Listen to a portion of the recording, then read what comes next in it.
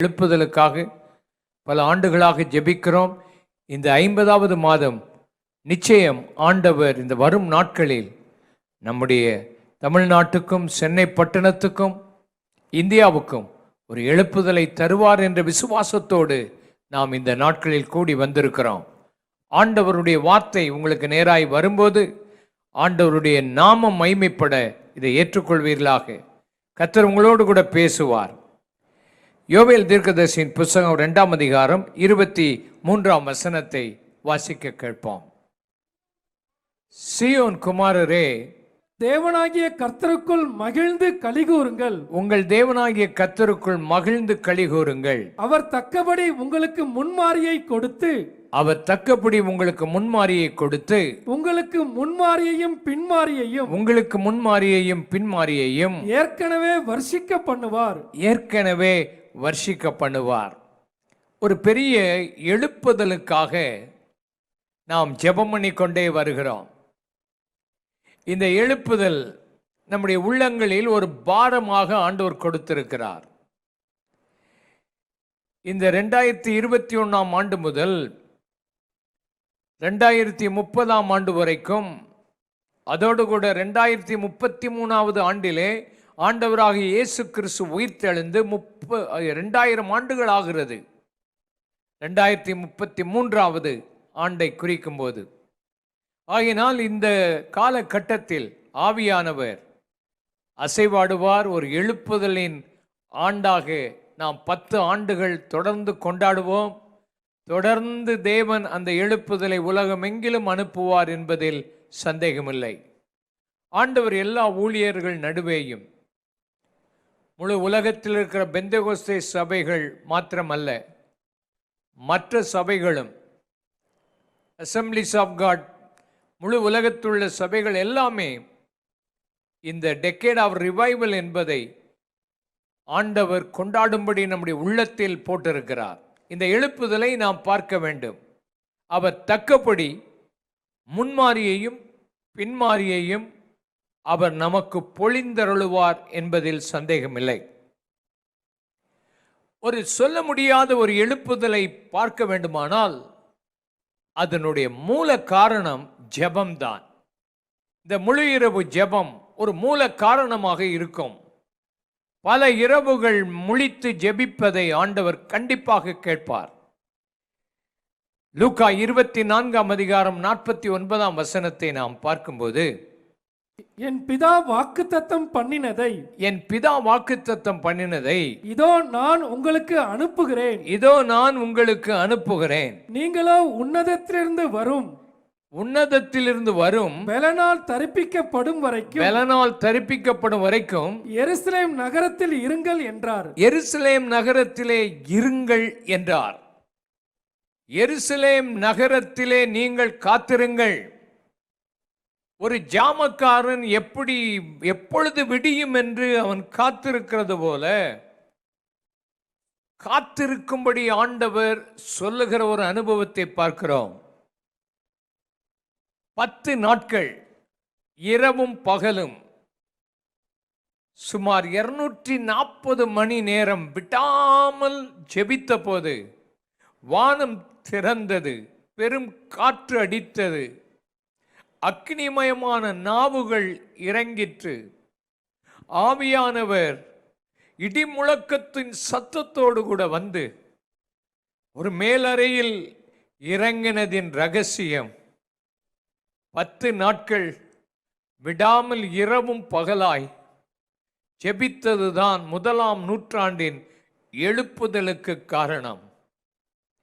தொடர்ந்து நாம் ஜெபம் பண்ணுவோமா? கைகளை உயர்த்தி, ஆண்டவரே, இந்த வார்த்தைகளை கேட்கிற என்னோடு கூட நீர் பேசி எனக்குள் ஒரு ஜெப ஆவியை நீர் அனுப்பும். உன்னுடைய மனது பல விதத்தில் டிஸ்ட்ராக்ட் ஆகி உலகத்துக்குள்ளேயே அமிழ்ந்திருப்பதினாலே உற்சாகமாய் ஜெபிக்க முடியாமல், துதிக்க முடியாமல் அமிழ்ந்திருக்கிற உன்னை இன்றைக்கு ஆண்டவர் உயிர்ப்பித்து ஒரு ஜெப ஆவியை உனக்குள்ளே உன் இருதயத்தில் கட்டளையிடுகிறார் என்பதை விசுவாசிப்பாயானால் நலமாயிருக்கும். மெதடிஸ்ட் சபையின் எழுப்புதல் வந்ததை குறித்து நாம் சரித்திரத்திலே பார்க்கிறோம். 5 முதல் 7 மணி நேரம் அவர்கள் ஜெபம் பண்ண ஆரம்பித்தார்கள். அது மாத்திரமல்ல, புதன்கிழமையும் வெள்ளிக்கிழமையும் உபவாசித்து அந்த சபையினர் ஜெபித்திருக்கிறார்கள். அந்த திருச்சபையிலே ஒருவன் ஆர்டைன் மினிஸ்டராக வர வேண்டுமானால் இந்த 2 நாட்கள் அவன் உபவாசித்து ஜெபிக்கிறவனாய் இருந்தால்தான் அந்நாட்களிலே அபிஷேகம் பண்ணினார்கள். இந்த நாட்களில் வர வர அவைகளெல்லாம் குறைந்து போய்விட்டது. இப்போ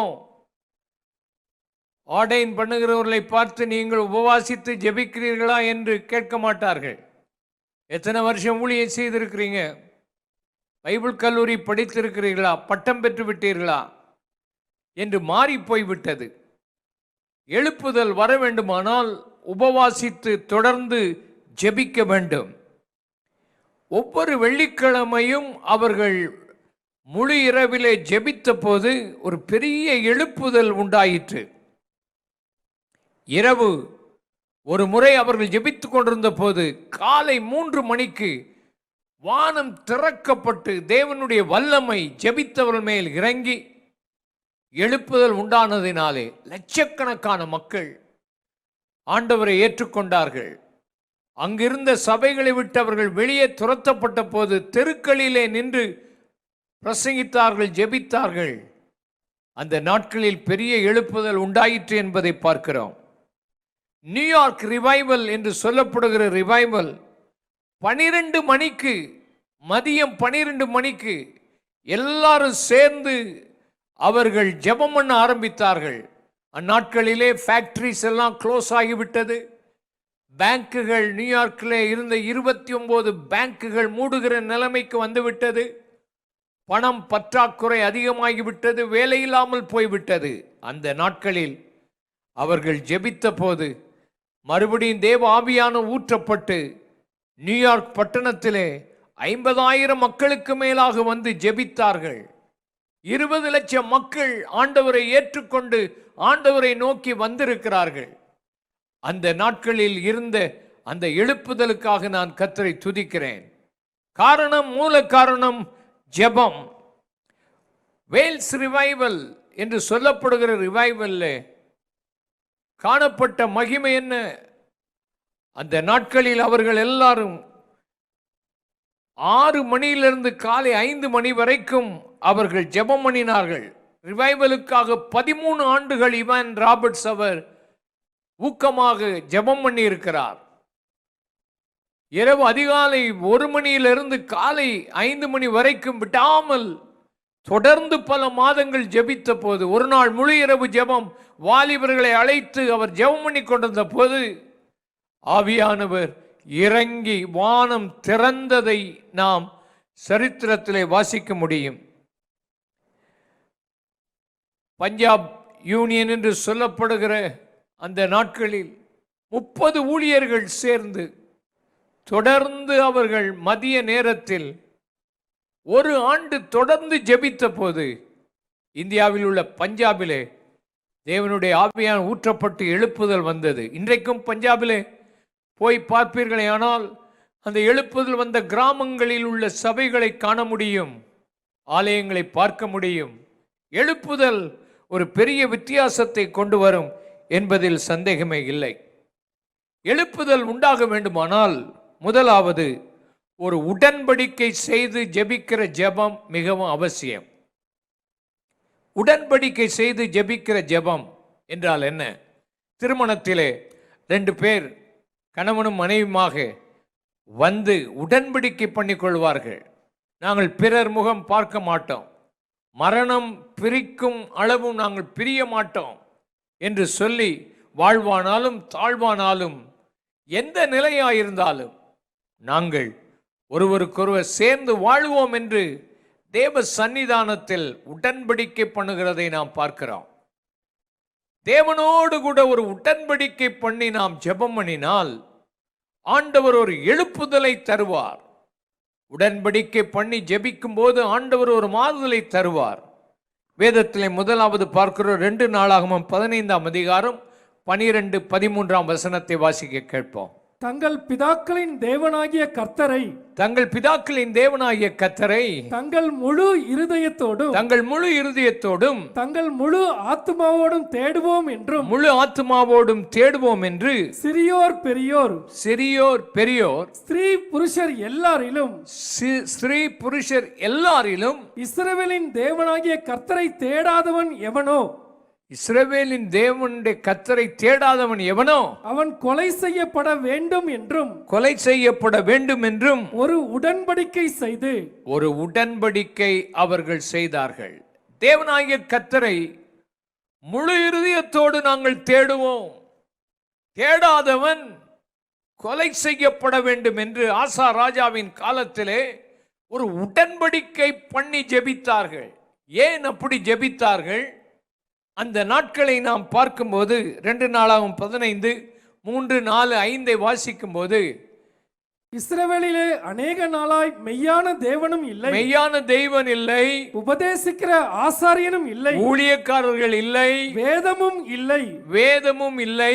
தங்கள் நெருக்கத்திலே இஸ்ரவேலின் தேவனாகிய கர்த்தரிடத்துக்கு திரும்பி அவரை தேடின போது அவர் அவர்களுக்கு வெளிப்பட்டார். அக்காலங்களிலே வெளியே போகிறவர்களுக்குள்ளும் போதும் சமாதானம் அங்கே இல்லை, எல்லாருக்குள்ளும் மகா அமளி உண்டாயிருந்தது. அப்பேற்பட்ட ஒரு சூழ்நிலை அங்கே இருந்ததை நாம் பார்க்கிறோம்.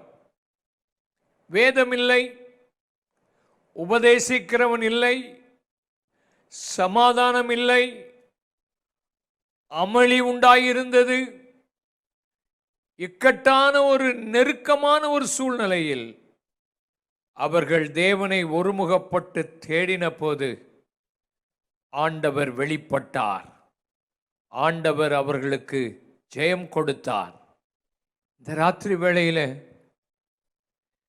உலகம் எங்கிலும் இருக்கிற நிலையை நாம் பார்க்கும்போது மக்கள் வேதத்தை படிப்பதில்லை, ஊழியத்துக்கு மக்கள் வருவதில்லை, இன்னும் பலவிதமான சூழ்நிலைகளிலே மக்கள் இருக்கிறதை பார்க்கிறோம். தெய்வத்தை தேடாமல் உலகத்தை தேடுவதும் உலகத்துக்குள்ளேயே மூழ்கி இருக்கிறதுமான நிலை வரும்போது ஒரு எழுப்புதலை பார்க்க வேண்டும் என்ற எண்ணத்தோடு முழு இருதயத்தோடு தேட எத்தனை பேர் உங்களை ஒப்புக் கொடுக்கிறீர்கள் இந்த ராத்திரி வேளையில்? ஆண்டவரே, எங்கள் இருதயத்தை நீர் திருப்பும். உமக்கு ஒரு மூலையில் ஒரு இடத்தை கொடுத்து விட்டு மற்ற இருதயமெல்லாம் மற்ற இடங்களிலே பிடிக்கப்பட்டு இழுக்கப்பட்டிருக்குமானால் இன்றைக்கு முழு இருதயத்தோடு தேட ஒரு உடன்படிக்கை செய்ய எங்கள் அனைவரையும் இந்த 50வது முழு இரவு ஜெபத்தில் இதை கேட்டுக்கொண்டிருக்கிற ஒவ்வொருடைய உள்ளத்திலேயும் நீர் ஒரு அசைவை கொடுத்து ஒரு அற்புதம் செய்யும்படி ஜெபிக்கிறோம். 2 நாளாகமும் 23ஆம் அதிகாரம் 1, 3, 16 என்ற இந்த வசனங்களை பார்க்கும்போது 3 விதமான உடன்படிக்கைகளை பண்ணுகிறதை நாம் பார்க்கிறோம். முதல் வசனத்தை நீங்கள் வாசியுங்கள்.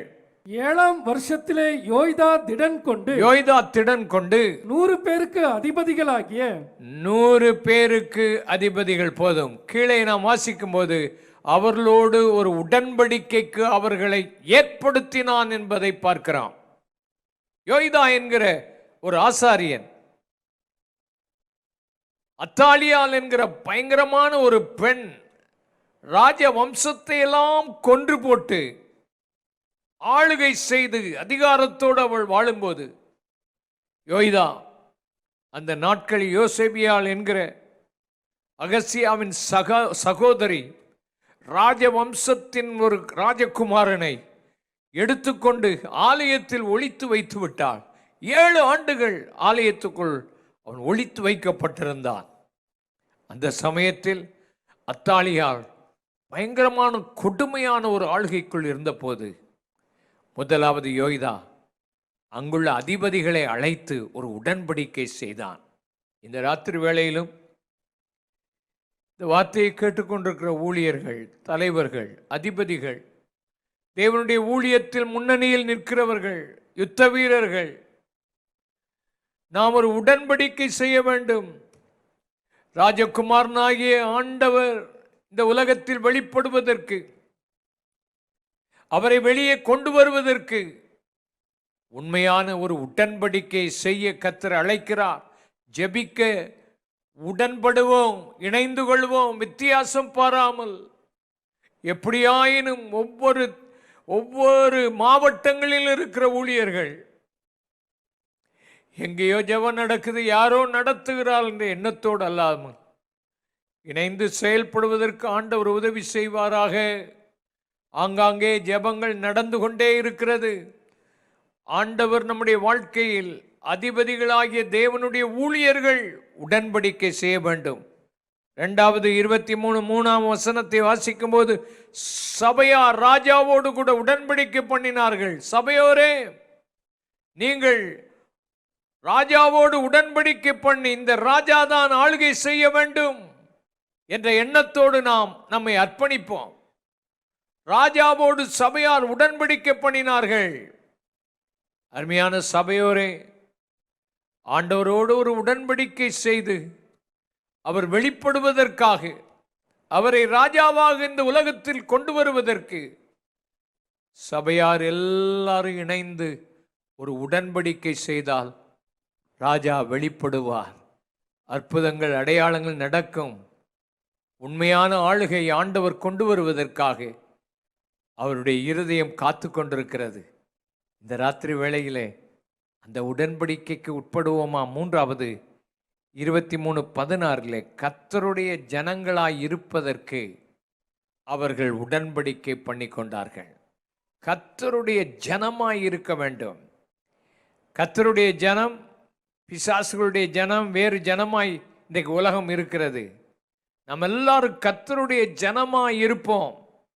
எங்கள் வாழ்க்கையை பார்க்கும்போது நாங்கள் கர்த்தருடைய பிள்ளைகள், கர்த்தருக்கு உரியவர்கள் என்ற எண்ணம் எல்லாருக்குள்ளும் வர வேண்டும். ஆண்டவர் அப்படிப்பட்ட மகிமையான காரியத்தை ஆண்டவர் செய்ய போகிறார். ஆகினாலே ராத்திரி வேளையில் இப்படி 3 விதமான உடன்படிக்கை பார்க்கிறோம். தலைவர்கள் உடன்படிக்கை, சபையார் உடன்படிக்கை, எல்லாரும் சேர்ந்து இணைந்து கர்த்தருடைய ஜனம் என்கிற ஒரு பெரிய வித்தியாசத்தை இந்த நாட்களிலே காண்போம். கர்த்தருடைய ஜனம், மற்றவருடைய ஜனம் என்கிற ஒரு வித்தியாசம் இன்றைக்கு தேவை. உங்களுடைய சுபாவம், உங்களுடைய வாழ்க்கை மாறி கர்த்தருடைய ஜனம் என்கிற ஒரு உடன்படிக்கைக்குள்ளே வர கர்த்தர் நமக்கு கிருபை தரும்போதுதான் எழுப்புதலை நாம் நிச்சயம் பார்ப்போம் என்பதை பார்க்கிறோம். எபிரேஸ் என்று சொல்லப்பட்ட மக்கள் இனம் ஒரு பெரிய எழுப்புதலுக்குள்ளே வந்தது. 7 மூப்பர்கள் இணைந்து கொண்டார்கள். 2 நாளாகவும் 7:14 வைத்து 3 நாட்கள் இரவு ஜெபம் 10 மணியிலிருந்து காலை 5 மணி வரைக்கும் 3 வருஷம் ஜெபம் பண்ணார்கள். ஆண்டவர் உடன்படிக்கையின் ஜெபத்தை கேட்டு அந்த மக்கள் மத்தியில் ஒரு பெரிய எழுப்புதலை கொண்டு வந்தார். டிபார்ட்மெண்டல் ஸ்டோர்ஸ் 240 டிபார்ட்மெண்டல் ஸ்டோர்ஸ் கடைக்காரர்கள் எல்லாம் ஆரிகன் என்ற USA பட்டணத்தில், USA 10 மணி முதல் மதியம் 2 மணி வரைக்கும் கடைகளெல்லாம் பூட்டி ஜெபம் பண்ண ஆரம்பித்தார்கள்.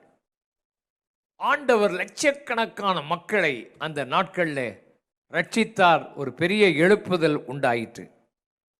பஞ்சாபிலும் அதே போல 30 ஊழியர்கள் உடன்படிக்கை பண்ணி 1 வருஷம் விடாமல் 12 மணி முதல் ஜெபம் பண்ண ஆரம்பித்த போது எழுப்புதல், உடன்படிக்கையின் ஜெபம் ஒரு பெரிய எழுப்புதலை கொண்டு வந்ததை பார்க்கிறோம். ஆகினால் உடன்படிக்கை பண்ணி, ஆண்டவரே இந்த குறிப்பிட்ட மணி நேரம், இந்த குறிப்பிட்ட நாட்கள் ஆண்டவரே நாங்கள் விடாமல் ஜெபிப்போம். அப்படி ஒரு தீர்மானம் எடுத்து 50 மாதம் விடாமல், இந்த லாக்டவுன் பீரியடாக இருந்தாலும், ஒருத்தரும் வெளியே வர முடியாத நாட்களாக இருந்தாலும், எப்படியாயினும் ஒரு எழுப்புதல் வர வேண்டும்.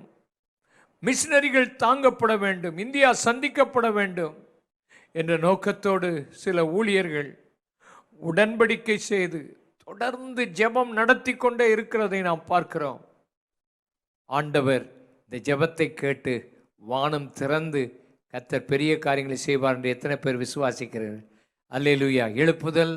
இந்த தேசத்திலே என் கண்கள் காண வேண்டும் என்ற இந்த பாடலை, ஒரு கவியை நாம் பாடுவோமா? எல்லாரும் சேர்ந்து பாடுவோமா? ஆண்டவருடைய நாமத்திலே. எழுப்புதல் என் தேசத்திலே என் கண்கள் காண வேண்டும். எழுப்புதல் என் தேசத்திலே என் கண்கள் காண வேண்டும். தேவா கதறுகிறே, தேசத்தின் மேல் மனம் இறங்கும். தேவா கதறுகிறே, தேசத்தின் மேல் மனம் இறங்கும். சபைகளெல்லாம் தூய்மையாகி சாட்சியாக வாழனுமே.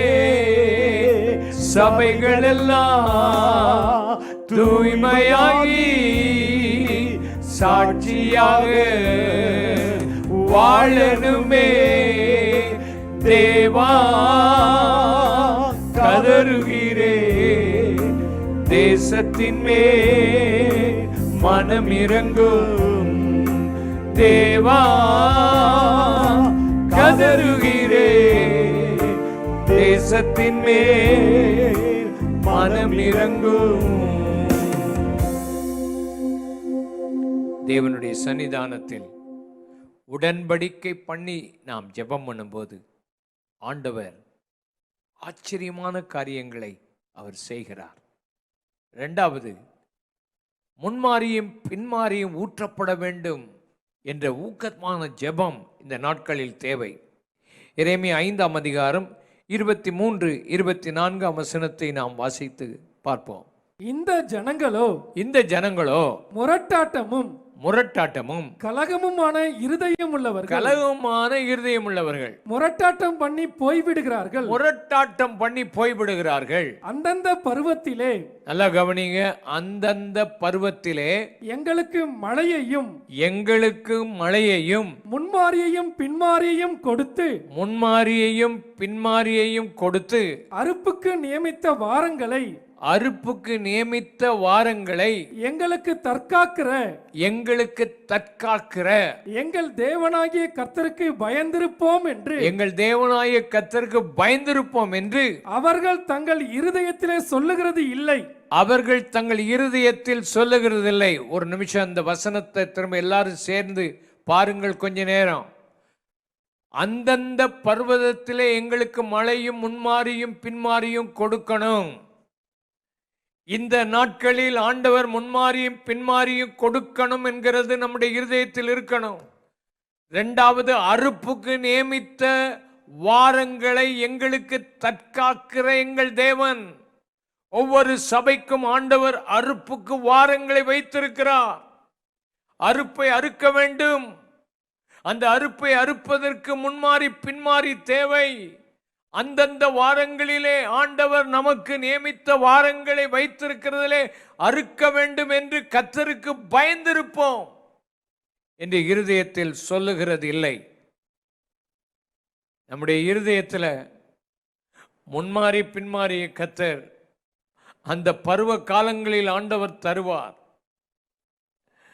ஆண்டவர் அறுப்புக்கு அந்த வாரங்களில் ஆயத்தப்படுத்துவார். அந்த விசுவாசம் அநேகருக்குள்ளாக இல்லை.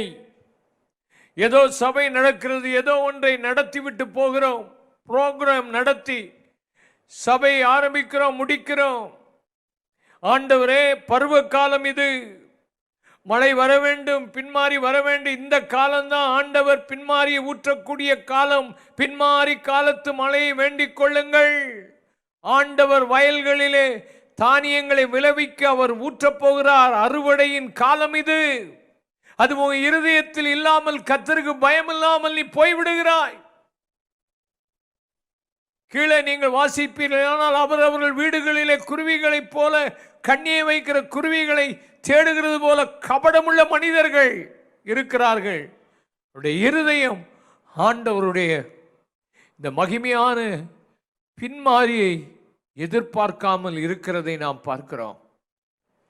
பின்மாரி ஊற்றப்படுகிறதற்கு நம்ம இருதயம் இன்னைக்கு ஆவலோடு இருக்கணும். அந்தந்த பருவத்தில் ஆண்டவர் தம்முடைய மழையை ஊற்றுவார். எத்தனை பேர் விசுவாசிக்கிற இந்த காலத்தில் கர்த்தர் இந்த பருவத்தில் ஆண்டவர் தம்முடைய ஆவியை ஊற்றுவார் என்று விசுவாசிப்போமாக. யாக்கோபு 5:7 நாம் வாசிப்போம். யாக்கோபு 5:7. இப்படி இருக்க சகோதரரே, கர்த்தர் வருமளவும் நீடிய பொறுமையாயிருங்கள். இதோ பயிரிடுகிறவன் பூமியின் நற்பலனை அடைய வேண்டும் என்று முன்மாரியும் பின்மாரியும் வருமளவும் நீடிய பொறுமையோடு காத்திருக்கிறான். கரங்களை உயர்த்தி பொறுமையோடு காத்திருக்கிறோம். 4 வருடங்கள் தொடர்ந்து ஜெபம் பண்ணி இருக்கிறோம். 4 வருடம் 2 மாதம். இந்த 50வது மாதத்தில் ஆண்டவரே உடைய பின்மாரியை ஊற்றும்படி ஆங்காங்கே பருவ காலத்தில் முன்மாரியும் பின்மாரியும் ஊற்றப்படும்படி ஒரு பெரிய அறுவடை எல்லா சபைகளிலும் நடக்கப் போகிறது. சந்திக்கப்படாத கிராமங்கள் சந்திக்கப்பட போகிறது. ஆண்டவர் ஒரு பெரிய அறுவடையை சபைக்கு காத்திருக்கிறார். இந்த சின்ன பயங்கரமான வைரஸ் முழு உலகத்தையும் தாக்கி பிடித்திருக்கிறது. ஆண்டவருடைய அந்த பின்மாறி ஊற்றப்படும் போது தடுத்து நிறுத்த முடியாத ஒரு வல்லமையை நாம் பார்ப்போம். அந்த நாட்களில், இயேசு வாழ்ந்த அந்த நாட்களில், பரிசுத்த ஆவியான ஊற்றப்பட்ட அந்த நாட்களில் ரோம பேரரசு பயங்கரமாய் எதிர்த்து நின்றது. யூத மக்கள், வேத பரிசேயர்கள் கூட்டம் எதிர்த்து நின்றது. சனகரிப் சங்கம் எதிர்த்து நின்றது. எத்தனை பேர் எதிர்த்து நின்றாலும் வானத்திலிருந்து தேவாவியானவர் இறங்கின போது எந்த சக்தியும் தடுத்து நிறுத்த முடியாத போல கைகளை உயர்த்தி இந்த வல்லமையை, இந்த அபிஷேகத்தை, இந்த எழுப்புதலையும் உலகத்தில் எந்த சக்தியாலும் நிறுத்த முடியாத ஒரு பின்மாறி காலத்து மழை ஊற்றப்பட போகிறது. எத்தனை பேர் அந்த இருதயத்தில் நீங்கள் விசுவாசிக்கிறீங்க?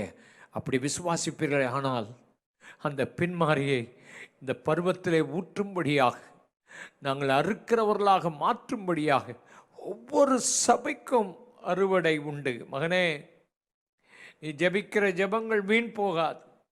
உன் சபை ஜெபித்த ஜெபங்களுக்கும் நீ விதைத்த விதைகளுக்கும் ஆண்டவர் ஒரு சரியான பலனை கொடுப்பதற்காக காத்திருக்கிறார். அது இந்த நாட்கள். ஒரு சாமஹாத்துலபஹா, கர்த்தர் உன் ஜெபத்தை கேட்டு பதில் கொடுத்து அற்புதங்களை செய்து ஒரு பின்மாரியை கொடுப்பார். முந்தின திராட்சை ரசத்தை பார்க்கலும் பிந்தின திராட்சை ரசம் ருசி உள்ளதாக இருக்கும். இந்த பிந்தின திராட்சை ரசம் ருசி உள்ளதாக இருக்கிறது. இதுவரைக்கும் அது எங்கே வைக்கப்பட்டிருந்தது? கர்த்தரால் உண்டாக்கப்படுகிற எழுப்புதல், இந்த பின்மாரி மழை, முந்தின ரசத்தை பார்க்கலும் பிந்தின ரசம் ஒரு பெரிய மாற்றத்தை கொண்டு வரக்கூடிய ஒன்று என்பதை நாம் பார்க்க வேண்டும். ஆகாய் தீர்க்கதரிசியின் புஸ்தகம் 2:9 வாசிக்கும் போது, முந்தின ஆலயத்தின் மகிமையை பார்க்கிலும் பிந்தின ஆலயத்தினுடைய மகிமை பெரிதாக இருக்கும். பிந்தின ஆலயத்தினுடைய மகிமை கண்டிப்பாக பெரிதாக இருக்கும். அசுசா ஸ்ட்ரீட் ரிவைவல்ல கிரியேட்டிவ் பவர் வல்லமையாய் வந்து இறங்கினது. அவர்கள் எல்லாம் ஜெபித்த பொழுது வானத்திலிருந்து அக்கினி இறங்கினது. உள்ளே போன மனிதர்கள், கண் இல்லாதவர்களுக்கு கண் தெரிய ஆரம்பித்தது.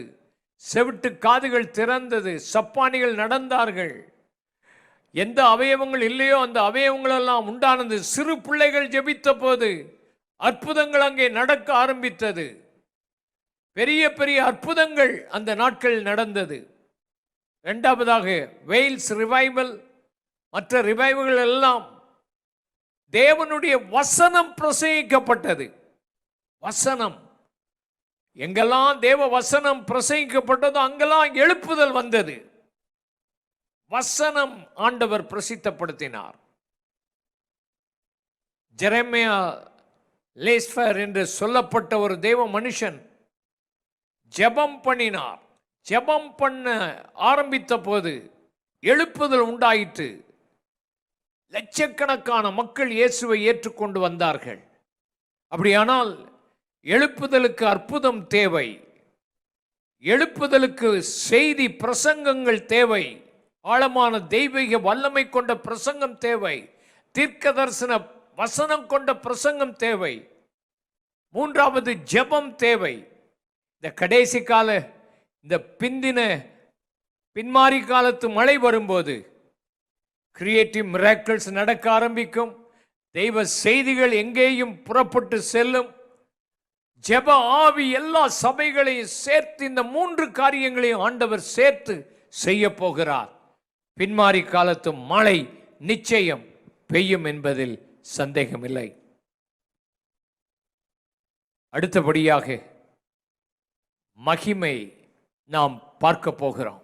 எழுப்புதலிலே முதலாவது உடன்படிக்கையின் ஜெபம். எழுப்புதலிலே பின்மாறி காலத்து மழை ஊற்றப்பட வேண்டும். எழுப்புதலிலே மகிமை, செக்கினா மகிமை என்பது தேவனே பிரத்யட்சமாய் இறங்கி வருகிற மகிமை. அதுதான் அந்த காலத்தில் நாம் இருக்கிறோம். சபைகளிலே தேவனுடைய மகிமை பிரத்யட்சமாய் இருக்கும். ஜனங்கள் உள்ளே வர முடியாத அளவுக்கு, தேவ சமூகத்தில் அடைய முடியாத அளவுக்கு தேவ மகிமை இறங்கி வருகிற காலம். அப்படிப்பட்ட காலம், அப்படிப்பட்ட மகிமை இறங்கி வரும். ஆகாய் தீர்க்கதரிசியின் புத்தகம் 2ஆம் அதிகாரம் 7ஆம் வசனத்தை நாம் வாசிக்கும் போது வாசிப்போம். சகல ஜாதிகளையும் அசைய பண்ணுவேன், சகல ஜாதிகளையும் அசைய பண்ணுவேன். சகல ஜாதிகளாலும் விரும்பப்பட்டவர் வருவார், சகல ஜாதிகளாலும் விரும்பப்பட்டவர் வருவார். இந்த ஆலயத்தை மகிமையினால் நிறைய பண்ணுவேன், இந்த ஆலயத்தை மகிமையினால் நிறைய பண்ணுவேன் என்று சேனைகளின் கர்த்தர் சொல்லுகிறார். சேனைகளின் கர்த்தர் சொல்லுகிறார். ஆவி ஊற்றப்பட வேண்டும் என்ற பாடலை நாம் பாடுவோமா? ஆண்டவருடைய ஆவியின் மகிமை ஊற்றப்பட, கர்த்தருடைய வல்லமை இறங்கி வர, பின்மாறி மழை ஊற்றப்பட பாடுவோமா? ஆண்டவருடைய கரம் இறங்கி வரட்டும். எல்லாரும் சேர்ந்து பாடுவோம். ஊற்றப்பட வேண்டுமே உன்னதத்தின் ஆவி உயிர்ப்பிக்க வேண்டும் எம்மை தேவா. முன்மாரியாக அன்று பொழிந்திட்ட ஆவியை பின்மாரியாக இன்று பொழிந்திடுமே. ஊற்றப்பட வேண்டுமே உன்னதத்தின் ஆவி உயிர்ப்பிக்க வேண்டும் எங்கள் தேவா. முன்மாரியாக அன்று பொழிந்திட்ட ஆவியை பின்மாரியாக இன்று பொழிந்திடுவே. என்னை அபிஷேகமே என் தலையை நனைக்க, ஆவியால் நிரப்புமே, ஆவியால் நிரப்புமே. பாத்திரம் வழிந்தோடும், பாத்திரம் வழிந்தோடும், நீச்சலாடும் மூழ்கியே, நீச்சலாடும் மூழ்கியே, நேசரன்பில் மகிழ, நேசரன்பில் மகிழ. அக்கினி அபிஷேகம், அக்கினி அபிஷேகம் எந்த நாவல் தீர்த்திடும், எந்த நாவல் தீர்த்திடும். ஊற்றப்பட வேண்டுமே உன்னதத்தின் ஆவி உயிர்ப்பிக்க வேண்டும் எங்கள் தேவா. முன்மாரியாக அன்று பொழிந்திட்ட ஆவியை பின்மாரியாக இன்று பொழிந்திடுவே. ஓ, ஊற்றப்பட வேண்டுமே உன்னதத்தின் ஆவி உயிர்ப்பிக்க வேண்டும் எங்கள் தேவா. முன்மாரியாக அன்று பொழிந்திட்ட ஆவியை பின்மாரியாக இன்று பொழிந்திடுமே. ஒரு பெரிய தேவனுடைய மகிமைக்காக நாம் காத்திருக்க ஆண்டவர் நம்மை நிரப்புகிறார். தேவனுடைய மகிமை ஆசரிப்பு கூடாரத்தை நிரப்பிட்டு யாத்திராகம் 40:34 மோசே தேவனுடைய கற்பனைகளின்படியே ஆசரிப்பு கூடாரத்தை ஒவ்வொரு பகுதியாக கட்டி முடித்த போது தேவனுடைய கற்பனைகளின்படியே அதை செய்தான். மகிமை வரணுமா? ஆண்டவருடைய வசனத்தின்படி காரியங்களை செய்வோம். வசனத்தை மாற்றி அமைத்து பேசக்கூடாது. உபதேசத்துக்கு தகுந்தாப்புல வசனத்தை மாத்திராத. வசனத்தை வசனத்தின்படி ஏற்றுக்கொள்ளணும். உலக பொருளுக்காக மாத்திரம் வசனத்தை பிடிக்கக்கூடாது. விசுவாசம் உலக பொருளுக்காக அல்ல. அதிகமாய் அன்பில் பெருக வேண்டும் என்று வசனம் சொல்லுது. அதுக்கு விசுவாசம் இருக்குதா? அதிகமா நீ அன்பில் பெருகி இருப்பாய் என்று உனக்கு விசுவாசம் இருக்குதா? உன் வாழ்க்கையில் விசுவாசம் அதிகமாய் பெருகி இருக்கிறது என்று சொல்லுகிற வசனம் இருக்குது. பொறுமையில் நீங்கள் அதிகமாய் பெருகி பாருங்கள் என்று வசனம் இருக்குது. பொறுமையில் அதிகமாக பெருகிட்டியா? அதில் நமக்கு கொஞ்சம்தான் நமக்கு இருக்கும். இதுதான் உன்னை பின்னடைய பண்ணுது. அதிகமாக அன்பு செலுத்த முடியாது. சத்துருக்களெல்லாம் என்னால் நேசிக்க முடியாது. அதெல்லாம் நடக்கக்கூடிய காரியம் அல்ல என்று சொல்லி கொஞ்சம் தான் உனக்கு அதில் விசுவாசம் இருக்குது. கர்த்தருடைய வசனம் என்னெல்லாம் சொல்லுதோ அதை விசுவாசிக்கணும். அந்த அளவுக்கு தேவனுடைய மகிமை இந்த நாட்களில் இறங்கி வரும். 2 நாளாகும் 5:13-14 நம்ம பார்க்கும்போது தேவனுடைய ஆசாரியர்கள்லாம் ஏக சத்தமாக கர்த்தரை துதித்து ஆராதித்தார்கள். ஏக மனதாக கர்த்தரை துதித்தாங்க.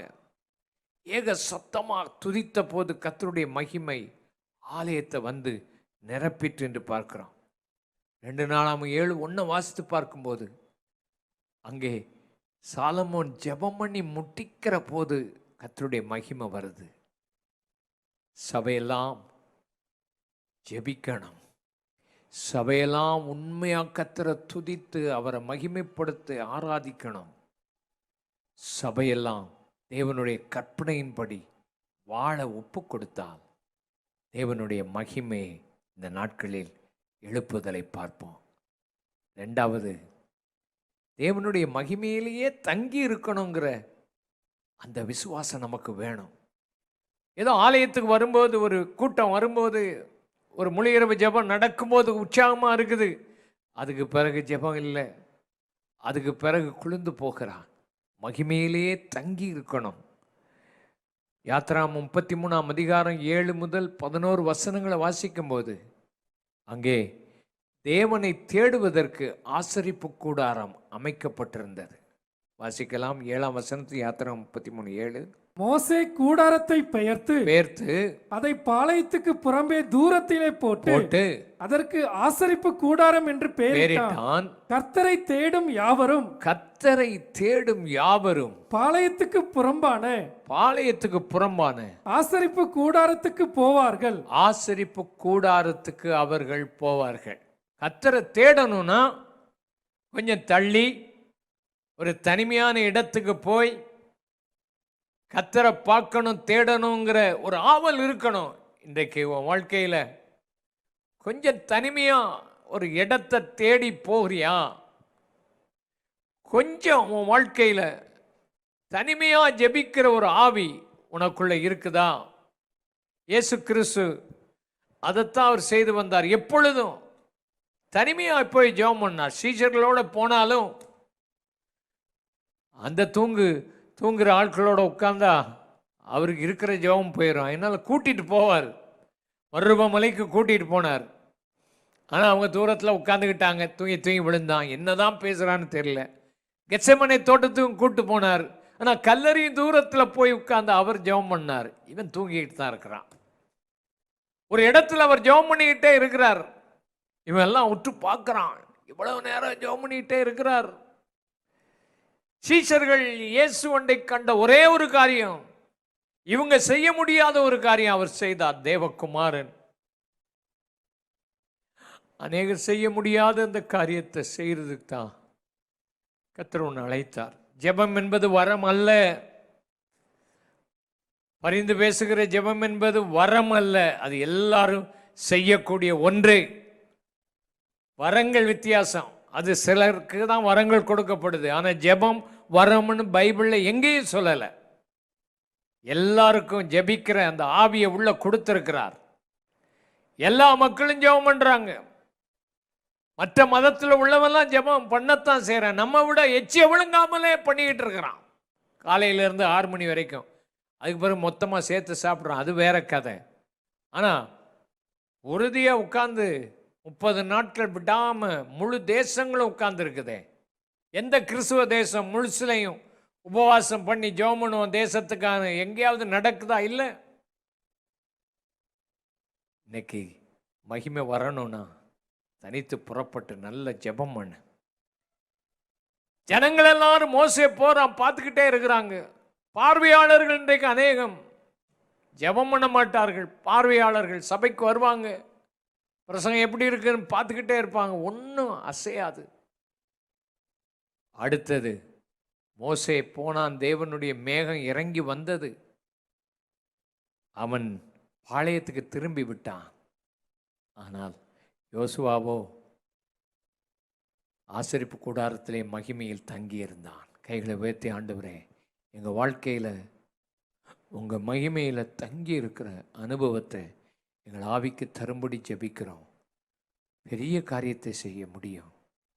சூரியனே ஆயிலோன் மேல் நீ அப்படியே தரித்து நில்லு, சந்திரனை தரித்து நில்லு என்று கட்டளையிட்ட யோசுவாவை போல வேற எந்த மனுஷனும் செய்ய முடியல. காரணம், தேவ சமூகத்தில் தரித்திருந்த ஒரு மனுஷன். 31 ராஜாக்களை ஜெயிக்க அவனால் முடிஞ்சிச்சு. மோசே 2 ராஜாக்களை தான் ஜெயித்தார். ஆனால் 31 ராஜாக்களுக்கு மேலே ஜெயிக்கணும்னா யோசுவா தேவ சமூகத்தில் இருந்தான். கைகளை உயர்த்தி, ஆண்டவர் உன்னை கொண்டு பெரிய காரியங்களை செய்யணும், உன்னை கொண்டு மகிமையான காரியத்தை செய்யணும் தான் ஆண்டவர் விரும்புகிறார். தேவனுடைய மகிமை தங்கியிருக்கிற இடத்தை ஆயத்தப்படுத்து. 2 ராஜாக்களின் புஸ்தகம் 4ஆம் அதிகாரம் 8ஆம் வசனத்தை வாசிப்போம். பின்பு ஒரு நாள் எலிசா சூனேமுக்கு போயிருக்கும் போது அங்கே இருந்த கனம் பொருந்திய ஒரு ஸ்திரீ அவனை போஜனம் பண்ண வருந்தி கேட்டுக்கொண்டாள். அப்படியே அவன் பயணப்பட்டு வருகிற போதெல்லாம் போஜனம் பண்ணும்படி அங்கே வந்து தங்குவான். அங்கே எலிசா தங்கி இருப்பதற்கு ஒரு இடத்தை ஒரு அம்மா ஏற்படுத்தி கொடுத்தாங்க. அந்த அம்மா ஏற்படுத்தி கொடுத்ததுனால சூனேம் என்கிற அந்த ஊரினுடைய அந்த பெண் வாழ்க்கையில் அநேக அற்புதங்களை கண்டா. தேவ மகிமை தங்கி இருக்கிற இடத்தை ஆயத்தப்படுத்தணும். அந்த தேவ மனுஷன் தங்குற இடத்தை ஆயத்தப்படுத்தினால அவள் வாழ்க்கையில் மலட்டுத்தன்மை இருந்துச்சு, நிந்தை இருந்துச்சு, அவமானம் இருந்துச்சு. அந்த தேவ மனுஷன் அங்கே வந்து தங்கினதுனால உனக்கு என்ன தேவைன்னு கேட்ட போது அவளுக்கு ஒரு குழந்தை பாக்கியத்தை கிடைத்ததை நம்ம பார்க்குறோம். குழந்தை பாக்கியம் அவளுக்கு உண்டாயிற்று. ஒரு குமாரனை நீ அணைத்துக் கொள்வாய் என்ற வார்த்தை அவளுக்கு உண்டாயிற்று. அவன் நிந்த மாறிட்டு வாழ்க்கையில் எவ்வளவு சந்தோஷமா இருந்திருப்பா. அந்த பிள்ளையை அவள் இழந்து போன போதிலும் அந்த தேவ மனுஷன் இருந்த அந்த அறையில கொண்டு வைத்து விட்டு ஓடிப்போய் பாதத்தை பிடித்த போது அந்த குழந்தை மறுபடியும் உயிரோடு எழும்பின மகிமையை பார்க்க முடிந்தது. வறட்சித்தன்மை, மலட்டுத்தன்மை மாறும் தேவ மகிமை இருக்கிற இடத்தில் தேவ மகிமை தங்குவதற்கு ஒரு இடம் ஆயத்தப்படுத்து. உன் சபையை ஆயத்தப்படுத்து, உன் வீட்டை ஆயத்தப்படுத்து. வறட்சி மாறும், உயிர் தெழுதல் உண்டாகும். அடுத்தபடியாக அவளுடைய வாழ்க்கையில் பஞ்சகாலம் வருகிறது என்று சொல்லி ஏற்கனவே அந்த தேவ மனிதன் எச்சரித்தபடியினால் 7 ஆண்டுகள் பஞ்சத்துக்கு தப்பி வாழ ஆண்டவர் அவளுக்கு கிருபை கொடுத்தார் அல்லவா. உன் வாழ்க்கையிலும் ஆண்டவர் உனக்கு அறிவிப்பு கொடுத்து எந்த பயங்கரமான காலத்திலும் உன்னை நடத்த அவருடைய மகிமை தங்கிய இடத்தை ஆயத்தப்படுத்தும் போது உதவி செய்வார். கடைசி அவ இழந்து போன சொத்துக்கள் எல்லாம் மறுபடியும் 7 ஆண்டு கழித்து அந்த ஊருக்கு வந்த போது ராஜாவை பார்க்கவும் கரெக்டாக எலிசாவின் வேலைக்காரன் எலிசா செய்த அற்புதங்களையெல்லாம் ராஜாவுக்கு சொல்லும்போது, இந்த உயிரோடு பிள்ளையை எழுப்பின அந்த சம்பவத்தையும் சொல்லி கொண்டிருக்கும் போது, இந்த மகள் தன் தேவையோடு ராஜாவை பார்க்க போகும்போது, உயிரோடு எழுப்பப்பட்ட மகனுடைய தாய்தான் இது என்று சொன்னபோது ராஜா சொன்னார், உனக்கு உள்ளதெல்லாம் திருப்பிக் கொள்ள நான் ஒரு பிரதானியை அனுப்புகிறேன், இழந்து போனதையெல்லாம் பெற்றுக்கொள்வாய். தேவ சமூகத்தில் இழந்து போனதையெல்லாம் பெற்றுக்கொள்ள ஆண்டவர் உனக்கு கிருபை அளிப்பாராக. தேவ சமூகம் உன்னோடு கூட இருக்கட்டும். கண்களை மூடி நாம் ஜெபம் பண்ணுவோமா? ஆண்டவரே, இந்த ராத்திரி ஒரு எழுப்புதலுக்கு மூல காரணம், இந்த காலை நேரத்தில் எழுப்புதலுக்கு மூல காரணம் ஜெபம்தான். தொடர்ந்து ஜெபிக்கிற ஆவியை நீர் ஊற்றுவீராக. இரண்டாவது, ஒரு உடன்படிக்கை பண்ணி ஜெபம் பண்ண எங்களை ஒப்புக் கொடுக்கிறோம். அதிகாலையில் எழும்பி சில மணி நேரம் ஜெபம் பண்ணுவேன் ஆண்டவரே. இரவு நேரத்தில் தனித்து 1 மணி நேரமாவது ஒரு எழுப்புதலுக்கு ஜெபிப்பேன். ஒரு உடன்படிக்கை பண்ணி ஜெபம் பண்ண மாட்டாயா? வேத வசனத்தை நான் வாசித்து அதன்படி நடப்பேன். உடன்படிக்கை பண்ணி செய், கர்த்தர் ஆசீர்வதிப்பார். இரண்டாவது, ஒரு பின்மாறி காலத்து மழை வரும்படி ஜெபம் பண்ணு.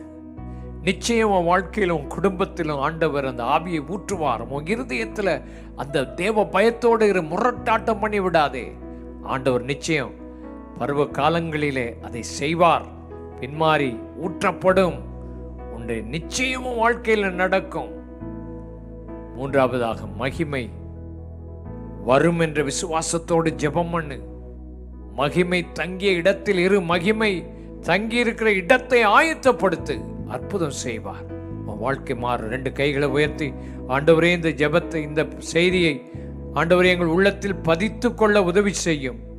மறக்காமல் இது 30, 60, 100 பலன் கொடுத்த ஒரு எழுப்புதலை நாங்கள் காண்போம் என்ற விசுவாசத்தில் ஜெபிக்கிறோம். இயேசுவின் இனிய நாமத்தில் ஜெபிக்கிறோம் அருமை பிதாவே, ஆமேன். இந்த முழு இரவு ஜெபத்தில் கலந்து கொண்ட உங்கள் ஒவ்வொருவரையும் ஆண்டவர் ஆசீர்வதிப்பார்.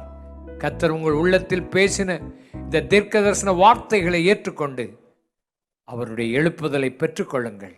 தேவன் உங்களோடு கூட இருப்பார். இதில் ஒத்துழைத்த ஒவ்வொருவரையும் ஆண்டவர் ஆசீர்வதிப்பாராக. அவருடைய ஊழியங்கள் எல்லாம் ஆசீர்வதிக்கப்படுவதாக. ஆமென்.